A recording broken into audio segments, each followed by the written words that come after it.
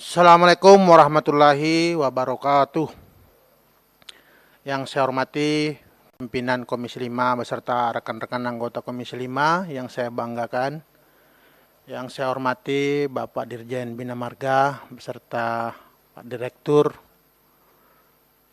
serta jajaran Dirjen Bina Marga, serta yang saya hormati Bapak Dirjen Bina Konstruksi beserta Bu Direktur, Pak Direktur, serta rekan-rekan dari Dirjen Bina Konstruksi. Yang pertama, sesuai terkait agenda rapat ini, terkait agenda pembahasan perubahan status jalan, mungkin perlu diperhatikan Pak Dirjen bahwa di Kalimantan Timur itu ada beberapa ruas jalan yang saat ini masih statusnya sebagian non status, ada juga yang jalan provinsi. Mungkin saya sebutkan sehingga bisa dicatat dalam rapat ini. Salah satunya itu ruas jalan Mula Warman Balikpapan yang merupakan akses tol ya ke Bandara Sepinggan Balikpapan. Kemudian ada ruas jalan kilometer 38 Samboja, Semoi, Sepaku, kemudian ke Petung PPU. Itu merupakan akses IKN, statusnya saat ini jalan provinsi, tapi ada direktif presiden kemarin, sehingga menurut saya sih ini juga perlu untuk perubahan status ya, jalan nasional. Kemudian ada jalan Hamri Padin, Harun Nafsi yang merupakan akses ke pelabuhan Palaran, ya, pelabuhan peti kemas yang ada di Samarinda. Ini juga tolong untuk dipertimbangkan untuk perubahan statusnya, serta yang terakhir ruas jalan kilometer 13 Balikpapan ke Pelabuhan Karyangau. Itu juga statusnya saat ini masih provinsi. Dan ada satu jalan poros dari Kutai Barat ke Mahulu ya, perbatasan Republik Indonesia. Yang mana sebenarnya sudah dilaksanakan tapi statusnya masih non status, sehingga tentu menjadi prioritas untuk perubahan status menjadi jalan nasional. Kemudian yang kedua, terima kasih kepada Bapak Dirjen Bina Marga serta jajaran karena usulan untuk program di Kaltim tahun 2021 cukup banyak ya yang sudah disetujui, ditampung. Terutama perbaikan jalan dari batas Kalsel ya, ke Kerang sampai ke Grogot, serta penanganan longsor di kawasan ekonomi khusus Kipi Maloy di Kutai Timur sudah masuk program MIC 2021 ini.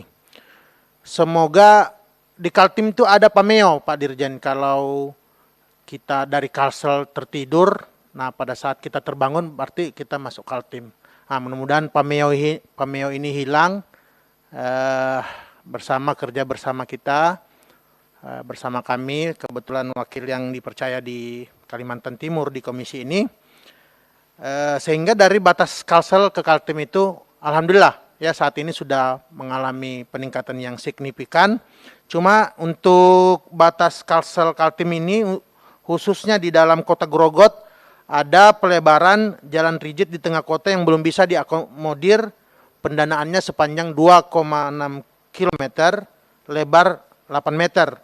Karena ini dulu sebenarnya ini sisa dari yang dikerjakan oleh pemerintah daerah ya. Namun karena ada pergantian kepemimpinan ini tertinggal, sehingga ini jalannya jadi menyempit. Sementara dari arah Kalsel maupun dari arah Kuaro sudah 4 jalur. Nah ini mudah-mudahan bisa dipertimbangkan untuk masuk preservasi multi-year setahun ini. Kalaupun tidak, kita usulkan untuk pembangunan jalan di tahun 2022 Pak Dirjen, karena ini betul-betul merupakan poros satu-satunya jalur logistik nasional dari Kalsel ke Penajam juga Balikpapan. Kemudian satu lagi Pak Dirjen, di Kaltim ini kan jalan nasionalnya kan satu poros itu saja yang menghubungkan Kalsel, Kaltim, Kaltara. Nah, sepanjang Samarinda menuju Bontang, kemudian Kutim, Berau ke Kaltara itu banyak sekali titik-titik longsoran yang mana selama ini penanganannya dilakukan secara bertahap. Terbatas sehingga pada kesempatan ini saya meminta ini agar tuntas. Jangan sampai kemudian banyaknya longsoran ini kemudian membuat jalan nasional ini tidak optimal ya dalam jalur logistik maupun juga pelayanan publik. Banyak juga kecelakaan diakibatkan longsoran yang tidak bisa dituntaskan ya. Padahal titik longsoran ini juga sangat-sangat mudah ditemukan dari Poros Samarinda sampai Tanjung Redep ini.